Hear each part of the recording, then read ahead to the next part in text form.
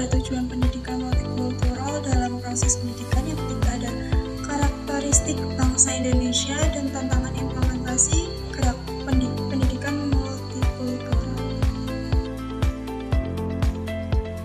Menurut James Evans, pendidikan multikultural adalah cara memandang realitas dan cara berpikir, dan bukan hanya konten tentang beragam kelompok etnis, ras, dan budaya. Pendidikan multikultural merupakan konsep, ide, dan falsafah sebagai satu rangkaian kepercayaan dan penjelasan yang mengakui serta menilai pentingnya keragaman budaya dan etnis dalam membentuk gaya hidup, pengalaman sosial, identitas pribadi, kesempatan pendidikan dari individu, kelompok, maupun negara. Yang berikutnya ada aspek pendidikan multikultural menurut James Evans.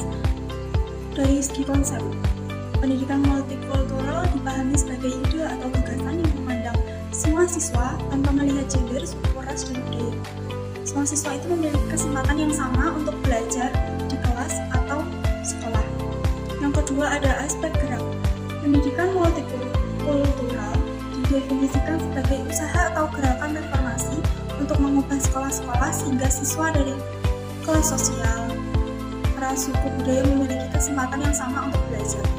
Yang ketiga ada aspek proses.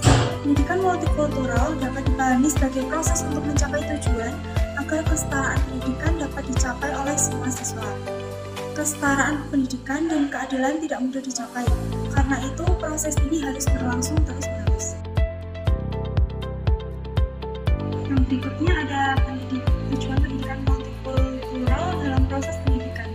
Tujuan utama dari pendidikan multikultural adalah untuk menanamkan sikap simpati, respek, apresiasi, dan simpati terhadap penganut agama dan budaya yang berbeda. Peran dan tugas sekolah sangat penting dalam pengembangan kemampuan peserta didik untuk memiliki pengetahuan, sikap, dan bertindak dalam menghadapi realita kehidupan yang berkemajuan dan berkeadilan, didasari atas perbedaan multikultural dan multi-etnis. Berikutnya ada karakteristik bangsa Indonesia dan tantangan implementasi dalam pendidikan multikultural. Karakteristik atau ciri negara Indonesia di dalamnya berisi identitas nasional Indonesia. Identitas nasional Indonesia ini menjadikan bangsa Indonesia sebagai pembangun jati diri bangsa Indonesia. Identitas Indonesia ini menjadikan bangsa Indonesia sebagai bangsa yang bermartabat dari negara-negara lain karena memiliki keberagaman budaya, agama, suku, bahasa, dan memiliki jiwa toleransi yang tinggi. Tantangan implementasi pendidikan multikultural. Dalam melaksanakan implementasi pasti banyak sekali tantangan. Salah satu tantangan tersebut adalah saat dalam menerapkan kurikulum dan protokol agama di suatu kelas.